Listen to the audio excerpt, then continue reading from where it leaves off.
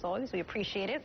Usually I say to you, very much. So, who are you going to endorse today? My question today, though, really is, why not endorse? It's late in the game. I mean, why is it you're just not going to endorse?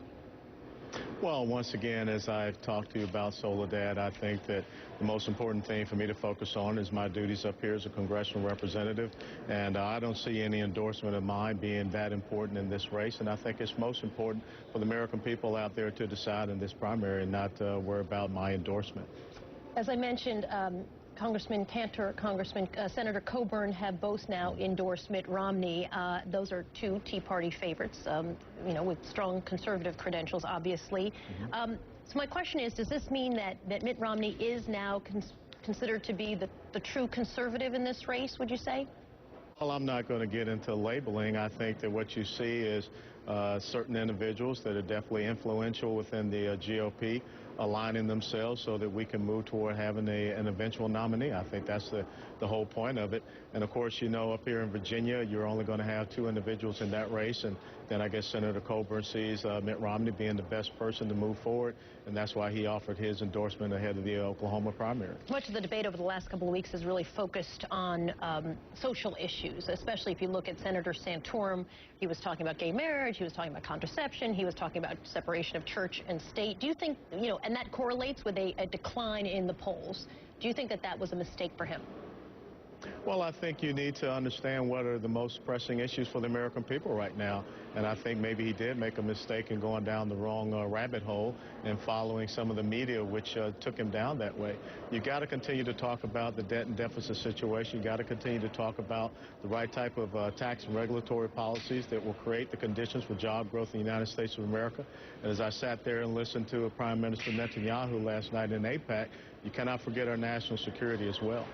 So the only thing I would add to that, though, and I do agree with you that the media can lead you down the rabbit hole, but, you know, over the weekend, he would start off saying that, you know, basically, I've been led down the rabbit hole, and then he would give a speech that really was all about social issues. So in all fairness, I think that in that particular case, that's not fair to say. Mr. Moore had a question for you. Go ahead, sir. Hey, Congressman Steve Moore here. Great to see you. Just had a question about, obviously, Ohio is the battleground state, but your state probably is the biggest prize of all in November. And you know the scuttlebutt in Washington is that no matter who the nominee is, that the best vice presidential nominee would be your state senator from the state of Florida, Marco Rubio. And I wonder, what do you think if you put, whether it's Rick Santorum or Mitt Romney or Newt Gingrich, if they put somebody like Marco Rubio on that ticket, do you think that would help deliver the state of Florida? Because as you know, Republicans can't win if they don't win the state of Florida. Yeah, and I think that it would be a good selection. Senator Rubio was the Speaker of the House there in the Florida legislature. He has a great story, and he is well known across that state. And I think he is someone that brings a new and vibrant energy to the GOP and also to the race. And I think he has a great vision for this country as well. Sarah Palin says it should be you. Here's what she said. You know who I'd like to see considered for the VP slot is Colonel Allen West. You know, in this very tumultuous time across our world, someone who has served in our military or at least has intimate knowledge of the way the military works and should work, perhaps by having a close family member serve. Someone like that, like Colonel Allen West. All right, well, she supports it. What do you say? What say you, sir? Hey, you know, you guys, that was a pretty good setup. I mean, that's some good teamwork you guys had. And I have to give that it wasn't to you. even I met Mr. Moore about 48 minutes ago. Before he said, no, it wasn't. Hey, we ambushed you. Military, I can recognize an ambush any day. That really wasn't. I was going to ask you that question, but I had no idea what he was going to ask you. All right, you know, here is a setup, and here is an ambush. This is you singing, sir. No. For your 50. Yeah. Let's see if he can sing.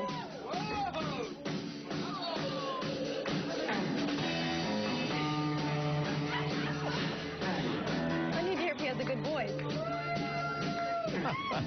Hang on, where's the singing? Wait for it, wait for it.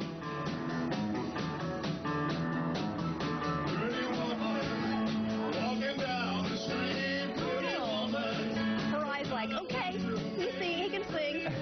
Perhaps he ought to run for president. He could rival President President Obama singing. Exactly. I was gonna say. Yeah, you're not so bad. You think that qualifies? Well, this is good. This is good early morning comic relief for you. No. Well, you know, as far as the vice president thing, you know, who knows what the future lies, because it wasn't too long ago. You know, I was sitting in the desert of Kandahar, Afghanistan, and now I'm here talking with you. But, you know, I am always willing and ready to serve my country in whatever capacity that the American people would desire. Duly noted, sir. We hope you'll keep talking to us and join us.